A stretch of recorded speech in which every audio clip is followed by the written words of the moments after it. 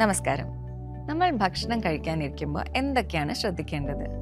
ഇന്നത്തെ ഫിറ്റ്നസ് ഏജിൽ പറയുകയാണെങ്കിൽ പോർഷൻ സൈസ് നോക്കണം, പ്രോട്ടീൻ കൂടുതലും കാർബ്സ് കുറവാണെന്ന് ഉറപ്പുവരുത്തണം, ധാരാളം വെജിറ്റബിൾസ് എടുക്കണം, ഫുഡ് വേ ചെയ്ത് കാലറീസ് കൗണ്ട് ചെയ്യണം. എന്തൊക്കെയല്ലേ? മറിച്ച് യോഗയിൽ പറയുന്ന ടെക്നിക്സ് ജാവ പോലെ സിമ്പിളാണ്. ഒരു ആപ്പിൻ്റെയോ യന്ത്രത്തിൻ്റെയോ സഹായം വേണ്ട. നിങ്ങളുടെ ഇന്നർ ഫോക്കസ് ആൻഡ് അവയർനെസ് മാത്രം മതി. ഹഠയോഗ പ്രദീപിക എന്ന ടെക്സ്റ്റിൽ മഹർഷി ഗോരക്ഷനാഥ് പറയുന്നത് വയറ്റിലെ 1/4 ഭാഗം ഫ്രീ ആയി വെച്ച് നിവേദ്യം അർപ്പിക്കുന്നത് പോലെ സ്വീകാര്യവും മധുരവുമുള്ള ഭക്ഷണം മിതാഹാരമാണ്. So what is mitahar? സിമ്പിളായി പറയുകയാണെങ്കിൽ മിതമായ ആഹാരം, മോഡറേഷൻ. അതിന് വലിയ ഇമ്പോർട്ടൻസ് ആണ് യോഗ നൽകുന്നത്, എന്ത് കാര്യത്തിലായാലും. ഇനി ഫുഡിൻ്റെ കാര്യത്തിലാണെങ്കിൽ അത് കഴിക്കുന്ന ക്വാണ്ടിറ്റി, അതിൽ ചേർക്കുന്ന നമ്മളുടെ സ്പൈസസ്, അതുപോലെ ഫാറ്റ്, ഇതെല്ലാ കാര്യങ്ങളിലും സ്വീറ്റ്നെസ് നമ്മൾ ചേർക്കുന്ന എല്ലാത്തിലും മോഡറേഷൻ പാലിക്കുക എന്നുള്ളത്. പിന്നീട് സ്വീറ്റ് ആൻഡ് ഫാറ്റ് ലേഡൻ എന്ന് പറയുന്ന ഒരു സ്വീകാര്യമുള്ള ഭക്ഷണം എന്നുള്ളതിനെ പല ആൾക്കാരും അങ്ങനെ അർത്ഥം തേടും. പക്ഷെ അതിൻ്റെ ശരിയായിട്ടുള്ള അർത്ഥം എന്ന് പറഞ്ഞു കഴിഞ്ഞാൽ ഫ്രഷ് ഫുഡിൻ്റെ ഒരു നാച്ചുറൽ സ്വീറ്റ്നെസ്സും നാച്ചുറൽ ഫാറ്റും അതിലുണ്ടാവും. അതിനെയാണ് ഇതിൽ ഇംപ്ലൈ ചെയ്യുന്നത്. അതായത് നമ്മളിപ്പോൾ ഒരു തക്കാളിയോ അല്ലെങ്കിൽ ഏത് വെജിറ്റബിൾ ആയാലും ഫ്രഷ് ആയിട്ട് പറിച്ച് യൂസ് ചെയ്ത് കഴിക്കുമ്പോൾ അതിന് വേറെ തന്നെ ടേസ്റ്റ് ആവും. എന്നാൽ മറിച്ച് ഫ്രിഡ്ജിൽ കുറേ ദിവസമായി വച്ചിരിക്കുന്ന വെജിറ്റബിൾസ് ആണെങ്കിൽ അത് കഴിക്കുമ്പോൾ വേറെ തന്നെ ടേസ്റ്റും ആയിരിക്കും. സോ കഴിയുന്നതും ഫ്രഷ് ഫുഡ് കഴിക്കണം എന്നാണ് ഇതിൽ പറയുന്നത്. ഇനി ക്വാണ്ടിറ്റിയിലോട്ട് വരാണെങ്കിൽ അതിലും കൃത്യമായ ഡയറക്ഷൻസ് ഉണ്ട്. നമ്മളുടെ അരവയറ് മാത്രമായിരിക്കണം ഫുഡ് കൊണ്ട് നമ്മൾ നിറയ്ക്കേണ്ടത്. ബാക്കി 1/4 ഭാഗം വെള്ളം കൊണ്ടും 1/4 ഭാഗം ശൂന്യമായും വയ്ക്കണമെന്നാണ് പറയുന്നത്. അതായത് എയർ സർക്കുലേഷനിൽ ഒരു 1/4 ഭാഗം നമ്മൾ എംപ്റ്റി ആയി വയ്ക്കണം. ഇനി വെള്ളം കുടിക്കുന്ന എപ്പോൾ കുടിക്കണം എന്നതിനെക്കുറിച്ച് ഒരുപാട് കൺഫ്യൂഷൻ ഉണ്ട്. പലർക്കും പല അഭിപ്രായമാണ്.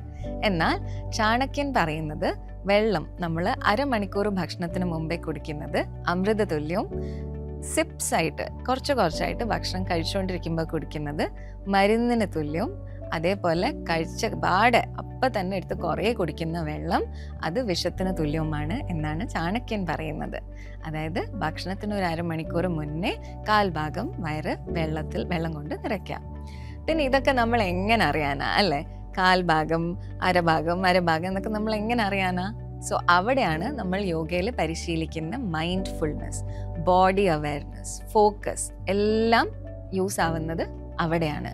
നമുക്ക് നാച്ചുറലി നമ്മളുടെ ബോഡി ലെപ്റ്റിൻ പറയുന്ന ഒരു ഹോർമോൺ സെക്രീറ്റ് ചെയ്യാറുണ്ട് എപ്പോൾ നമ്മളുടെ വയറ്റിൽ ഫുഡ് മതിയാവുമ്പോൾ.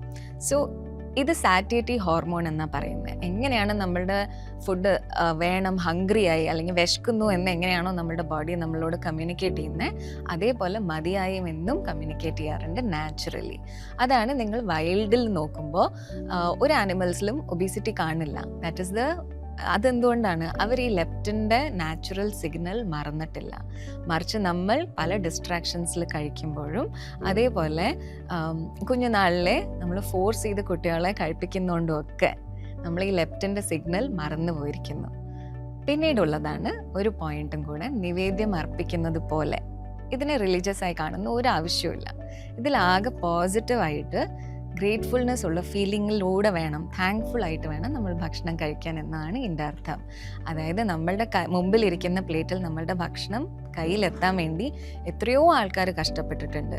റൈറ്റ് ഫ്രം ഫാമേഴ്സ്, ഒരു കർഷകൻ തൊട്ടിട്ട് അത് ട്രാൻസ്പോർട്ട് ചെയ്യുന്ന ആൾക്കാർ, ഷോപ്പിൽ വിൽക്കുന്ന ആൾക്കാർ, അതേപോലെ കൊണ്ടുതരുന്ന ആൾക്കാർ, അത് സമ്പാദിക്കുന്ന ആൾക്കാർ, ഉണ്ടാക്കിയ ആൾക്കാർ അല്ലേ, ഇത്രയും ആൾക്കാർ ശ്രമിച്ചിട്ടാണ് നമ്മളുടെ മുമ്പിൽ ആ ഭക്ഷണം എത്തിയിരിക്കുന്നത്.